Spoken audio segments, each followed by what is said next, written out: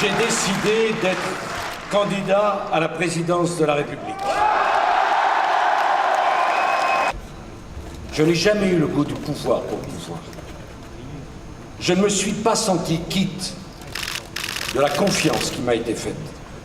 Comment d'ailleurs aurais-je pu l'être, alors que du fait des circonstances, bien des réformes mises en œuvre n'ont pas encore les résultats escomptés, alors que la crise a rendu plus difficile la vie de beaucoup de Français. La voie de la réforme, c'était la plus difficile, la plus exigeante, mais c'était la seule.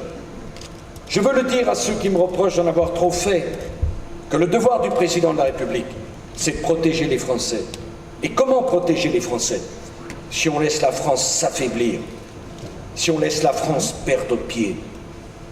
L'une de mes grandes fiertés, c'est en 5 ans de n'avoir reculé devant aucune réforme, de n'avoir jamais cédé à la pression de la rue. Quand on dit à la presse anglaise qu'on est libéral et quand on vient expliquer aux Français que l'ennemi c'est la finance, on ment.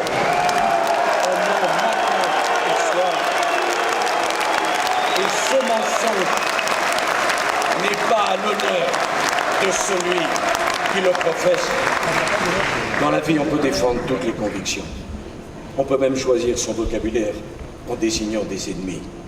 Mais dans la vie, on a un devoir d'honnêteté, un devoir de courage, un devoir qui consiste à dire aux Français: je sollicite votre confiance, votre adhésion, vos suffrages, mais je vous dirai la vérité.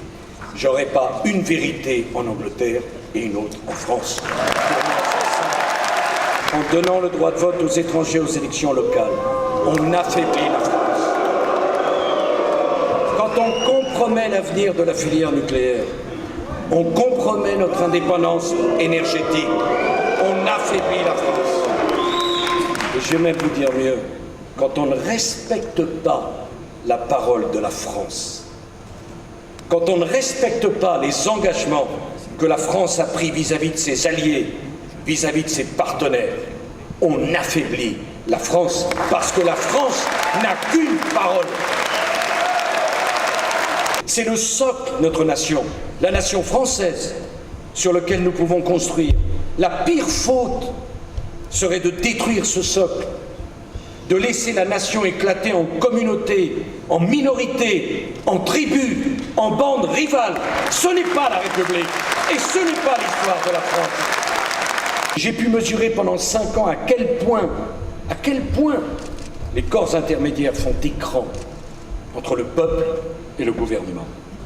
Les syndicats, les partis, les groupes de pression, les experts, les commentateurs, tout le monde veut parler à la place du peuple sans jamais se soucier de ce que le peuple veut, de ce qu'il pense et de ce qu'il décide. Alors ceux qui ont poussé des hurlements parce que j'avais osé prononcer le mot référendum, à la faute, à la grande faute, référendum. Ça a eu un écho très sensible aux oreilles de ceux qui se sont toujours méfiés du peuple et qui souvent ne se sont jamais présentés à une élection. Pour cela, se soucier de ce que pense le peuple, de ce que ressent le peuple, c'est se vautrer dans ce qu'ils appellent le populisme. Mais mes chers amis, ce sont les mêmes qui ont crié à la forfaiture lorsque le général de Gaulle a instauré l'élection du président de la République au suffrage universel. Je savais très bien que je m'attaquerais à des intérêts puissants, à des castes qui ne veulent rien lâcher. Voilà pourquoi j'ai décidé d'être candidat. Vive la République et vive la France!